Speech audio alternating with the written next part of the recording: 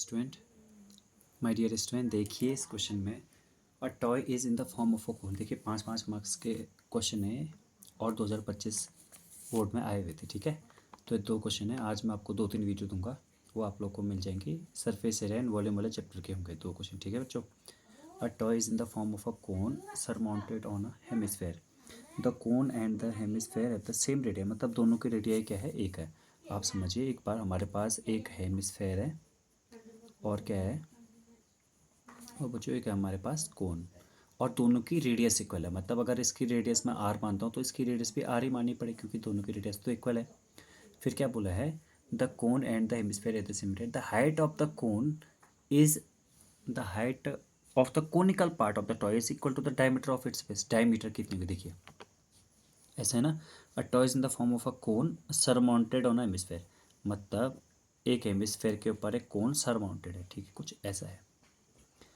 तो इसकी रेडियस इतनी, अगर पूरी बात करेंगे तो ये इसकी डायमीटर हो जाएगी। ठीक है, तो इसकी हाइट, ये जो कोन है, कोन हमें दिख रहा है यहाँ से लेकर यहाँ तक, ये हाइट टोटल कितनी है, ये 2r के बराबर है। यानी कि इसकी हाइट किसके बराबर होगी, 2r के इक्वल होगी। ठीक है, if the radius of the conical part is 5।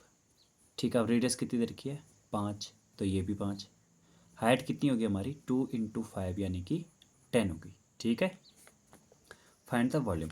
अब हमें वॉल्यूम पता करना है, तो वॉल्यूम पता करने के लिए क्या होता है, हमें दोनों का वॉल्यूम ऐड करना पड़ेगा। ठीक है, तो वॉल्यूम हो गया हेमिस्फेयर का और प्लस वॉल्यूम हो गया कोन का, वॉल्यूम वॉल्यूम और एक टोटल वॉल्यूम। तो हेमिस्फेयर का वॉल्यूम 2/3 पाई आर क्यूब। अब अगर आर दोनों के अलग अलग हो तो मैं अलग अलग लिखता, बट यहाँ पर दोनों की आर इक्वल है तो इसलिए मैं एक ही आर लूँगा। ठीक है, कोन का होता है 1/3 पाई आर स्क्वायर इंटू एच, और एच की जगह पर, चलो मैंने अभी एच लिखा है। अब फिर मैं क्या कर रहा हूँ कि ये बच्चों देखिए ना, आप लोग चाहो तो यहाँ पर भी वैल्यू रख के सॉल्व कर सकते हो, यहाँ पर भी वैल्यू रख के सॉल्व कर सकते हो, बट कोशिश यही रहनी चाहिए आप लोग की कि हमेशा कॉमन पिक किया करो। तो मुझे दोनों में कॉमन दिख रहा है 1/3, अब यार 2/3 तो 1/3 तो है ही ना, और पाई और आर स्क्वायर। तो यहाँ पर क्या बच गया, आर 3 है और 2 भी तो है, तो 2 आर यहाँ पर बच गया, प्लस यहाँ पर क्या बच गया, एच बच गया। ठीक है, तो ये हो गया। अब मैं इससे आगे फर्दर सॉल्व करूँगा, 1/3 into pi into r square, तो 5 का स्क्वायर 25, 2r की वैल्यू है 10 और h की वैल्यू भी कितनी होगी, 10।